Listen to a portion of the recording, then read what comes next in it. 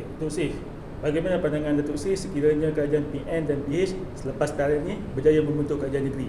Jadi bagaimana struktur itu? Kerajaan Barisan Nasional dan PH, insya-Allah ya, kita akan tubuh kerajaan. Sama ada tubuh kerajaan dalam bentuk 100% kerusi, 36 kerusi, ataupun mungkin mereka akan bernasib baik mendapat 1 atau 2 kerusi. Tetapi saya yakin Barisan Nasional dan juga Pakatan Harapan akan menubuh kerajaan di bawah kerajaan perpaduan di Negeri Sembilan. Saya tengok seperti saya sebut, kita mempunyai perjalanan politik yang lebih jauh. Maksud saya ialah tanggungjawab dan amanah ini sangat penting bagi kita. Kerajaan Negeri Sembilan walaupun sudah berada dalam keadaan seperti ini yang kita lihat sekarang, sedang membangun. Saya selalu sebut Negeri Sembilan adalah second Klang in the making. Maknanya negeri yang bakal menjadi dan maju seperti Klang Valley, seperti wilayah persekutuan. Kerana Negeri Sembilan adalah antara negeri yang berhampiran ataupun berjiran dengan negeri maju Selangor dan juga wilayah persekutuan. Dan saya yakin apabila gandingan ini berjaya menubuhkan kerajaan, harapan dan misi yang saya lihat yang perlu ditekankan Negeri Sembilan, kita akan beri penumpuan daripada semua aspek. Ekonomi rakyat yang pertama, kerana kita tahu rungutan rakyat sekarang, masalah kos sara hidup yang begitu tinggi, semakin tinggi. Apakah peranan kita sebagai kerajaan negeri untuk memastikan kos sara hidup di peringkat negeri ini dapat kita bantu, dapat kita kurangkan dalam soal bebanan kos sara hidup mereka.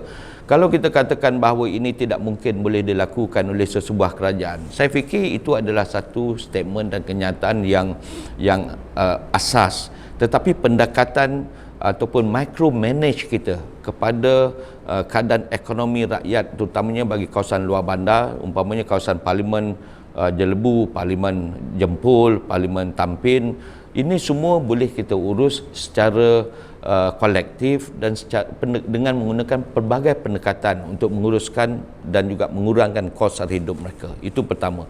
Yang keduanya, kita juga harus memberikan penumpuan tentang soal kestabilan negeri kita, kemakmuran di kalangan rakyat.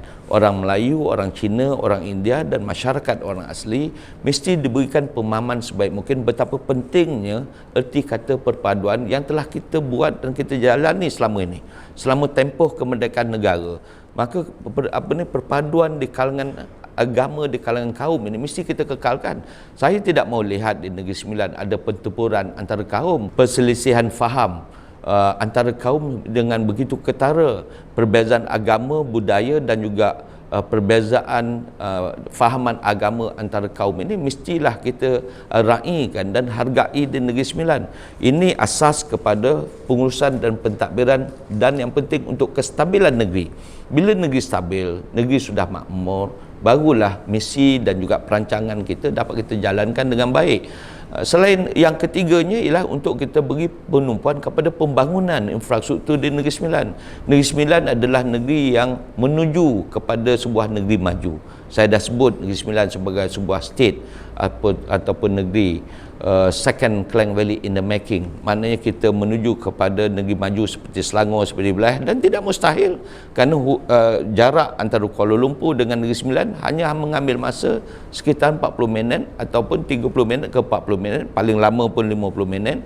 Dan sepanjang perjalanan ataupun sepanjang jajaran antara Kuala Lumpur dan juga Seremban itu boleh dilakukan beberapa pembangunan yang boleh memberikan kepentingan kepada ekonomi negeri, kepada pembangunan infrastruktur negeri dan kepada yang boleh kita katakan sebagai satu daya tarikan kepada pelabur-pelabur luar untuk melakukan pelaburan di dalam Negeri Sembilan ini. Dan selain daripada kita nak tumpu pula pelaburan, pembangunan infrastruktur di kawasan bandar Seremban terutamanya, kita lihat kita juga harus menumpukan pembangunan di kawasan luar bandar ataupun kawasan semi bandar, di bandar-bandar kecil, bandar Jelebu, bandar Tampin, bandar Kolpilah yang semakin meningkat, Majlis Bandaran Jempol, dan ini semua merupakan satu perkara yang mesti kita letakkan di dalam map kita sebagai mapping pentadbiran untuk kita uruskan pembangunan infra supaya rakyat lihat, oh, this is the new facelift of our state. Ini adalah satu facelift baru di dalam negeri ini untuk rakyat di Negeri Sembilan rasa this is our state and this is our country. Ini adalah tempat di mana kita bakal raikan dan bakal kita berbangga dengan keadaan pembangunan yang begitu drastik dalam tempoh 5 tahun. Tidak mustahil untuk kita lakukan. Dan yang ketiga, saya tengok kita harus juga memberikan penumpuan kepada golongan anak muda, keperluan, kepentingan mereka, soal yang berkaitan aktiviti sukan dan riadah mereka, soal yang berkaitan dengan berpersatuannya mereka, dengan persatuan belianya, dengan persatuan e-sportnya, kemudahan untuk mereka menjalankan e-sport, kemudahan untuk mereka menjalankan aktiviti permotoran umpamanya. Kan ini adalah minat yang ada di kalangan anak muda, dan ini kita harus lihat supaya ada segmen-segmen tertentu untuk kita mengisi keperluan anak muda ini. Dan yang keempatnya, saya lihat pula satu perkara ialah dalam soal kemiskinan masyarakat di Negeri Sembilan. Saya tak nafi, ketika waktu saya menjadi ahli exco kerajaan negeri, kita juga lihat bagaimana untuk kita mengatasi masalah kemiskinan rakyat. Kita nak menoktahkan, seperti kata Yang Amat Berhormat Perdana Menteri, Kerajaan Persekutuan sekarang ini di dalam proses untuk menoktahkan kemiskinan rakyat. Ini akan dilaksanakan di dalam pengurusan dan pentadbiran Kerajaan Perpaduan di Negeri Sembilan untuk turut menoktahkan kemiskinan di kalangan rakyat di Negeri Sembilan. Bagaimana kita nak menoktahkan? Kita tak mahu lagi penerima-penerima bantuan e-kasih atau penerima-penerima bantuan sara hidup ini bertambah dari tahun ke tahun.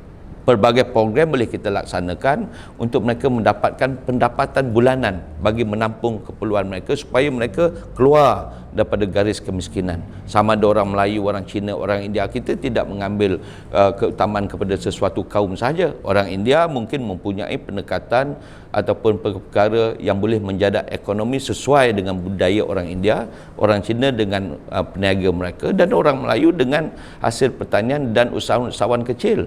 Kan itu bantuan dalam bentuk untuk mengupayakan usahawan, bantuan untuk mengupayakan peniaga-peniaga muda, usahawan muda di setiap kawasan parlimen, bukan menentukan pada kawasan bandar saja, termasuk di kawasan luar bandar. Kios-kios ataupun premis-premis niaga yang kita sediakan, yang boleh kita sediakan untuk kemudahan dan keperluan mereka bagi membina perniagaan mereka. Dan yang kelima, saya lihat dalam soal yang berkaitan dengan agama, dalam soal untuk menaik taraf mengupayakan rumah-rumah ibadat, termasuk untuk mengupayakan rumah-rumah tahfiz yang berada di Negeri Sembilan, supaya generasi muda akan datang diisi dengan generasi yang penuh dengan ilmu agama, dengan penuh orang kata apa, pegangan agama masing-masing, dan generasi yang bakal kita wariskan untuk memimpin rakyat di negeri dan juga di negara ini.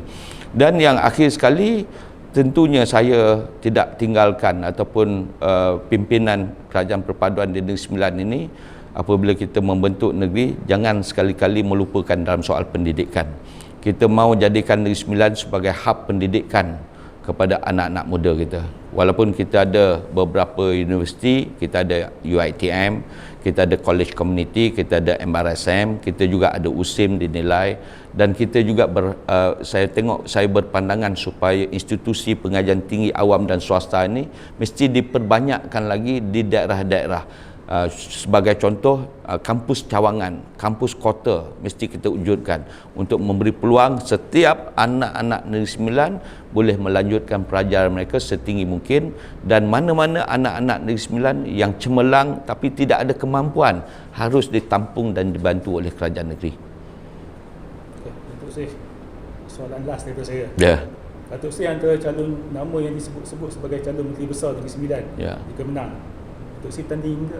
Itu saya dah ada beberapa soalan cepu mas dihantar kepada saya, tapi saya dah berkali-kali sebut bahawa soal bertanding atau tidak ini bukannya keputusan saya. Ini adalah keputusan parti.